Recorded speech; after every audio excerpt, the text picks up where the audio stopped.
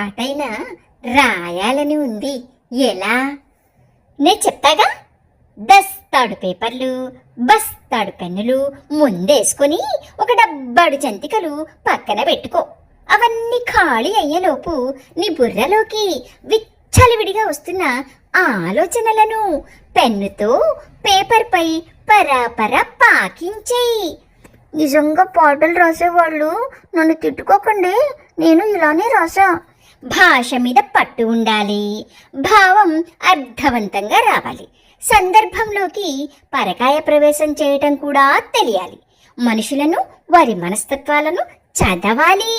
సమాజాన్ని, దాని పోకడను ఎప్పటికప్పుడు తెలుసుకోవాలి, అప్ టు డేట్గా.